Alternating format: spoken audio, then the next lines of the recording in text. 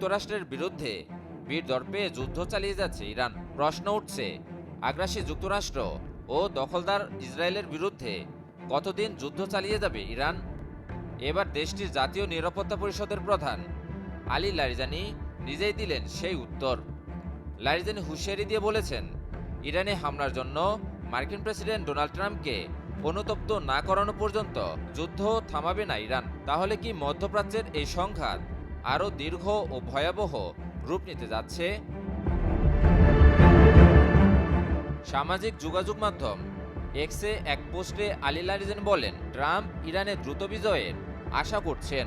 যুদ্ধ সহজে শুরু করলেও কয়েকটি টুইট করে এত সহজে যুদ্ধে জেতা যায় না। এ সময় তিনি হুঁশিয়ারি দিয়ে বলেন, ইরানের উপর হামলার মারাত্মক ভুলের জন্য ট্রাম্পকে অনুতপ্ত না করা পর্যন্ত আমরা ক্ষান্ত হব না।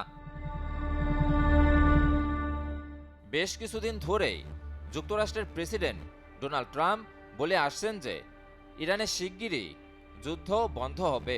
এর মধ্যে তিনি দেশটির বিরুদ্ধে জয়ের দাবিও করেছেন। ট্রাম্প বলেন, ইরানের সাথে যুদ্ধে আমরা জিতেছি। যদিও জিতেছি বলাটা খুবই তাড়াতাড়ি, তবুও বলতে হয় আমরা জিতেছি। আমরা প্রথম ঘন্টাতেই জিতেছি এবং সবকিছু শেষ হয়ে গেছে। তবে ইরান বলছে তারা ট্রাম্পের কথায় যুদ্ধ থামাবে না। দেশটির বিভিন্ন নেতৃত্বের মুখেও কঠোর প্রতিরোধের বার্তা ধ্বনিত হচ্ছে। সম্প্রতি ইরানের প্রেসিডেন্ট মাসুদ পেজেশকিয়ান যুদ্ধ বন্ধের জন্য 3টি শর্ত দিয়েছেন। শর্ত 3টি হল ইরানের বৈধ অধিকারের স্বীকৃতি, যুদ্ধের ফলে হওয়া ক্ষয়ক্ষতির জন্য ক্ষতিপূরণ এবং ভবিষ্যতে আর কোনো হামলা হবে না এমন দৃঢ় আন্তর্জাতিক নিশ্চয়তা।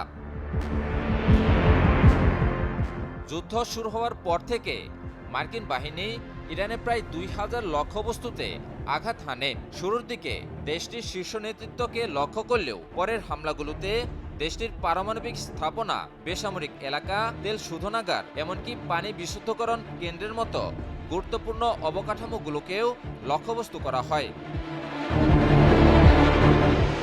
এদিকে মার্কিন ইসরায়েলি আগ্রাসন শুরুর পর থেকে দেশ দুটির বিরুদ্ধে অব্যাহত হামলা চালিয়ে যাচ্ছে ইরান। ইসরায়েলি ভূখণ্ড, মধ্যপ্রাচ্যে অবস্থিত মার্কিন সামরিক ঘাঁটি, মার্কিন দূতাবাস, জ্বালানি অবকাঠামো ও তাদের স্বার্থ সংশ্লিষ্ট স্থাপনায় আছড়ে পড়ছে একের পর এক ইরানি মিসাইল ও ড্রোন। ইরানের মুহুর্মুহু হামলায় মার্কিন ইসরায়েলি লক্ষ্যবস্তু তাসের ঘরের মতো ধ্বংসস্তূপে পরিণত হচ্ছে। কি বুঝলেন ভাই? অনলি জেডাই চাই। সব মিলিয়ে একটি বিষয় স্পষ্ট হয়ে উঠছে, ইরান ও যুক্তরাষ্ট্র ইসরায়েলের এই সংঘাত এখন রূপ নিচ্ছে দীর্ঘস্থায়ী এক প্রতিশোধের যুদ্ধে।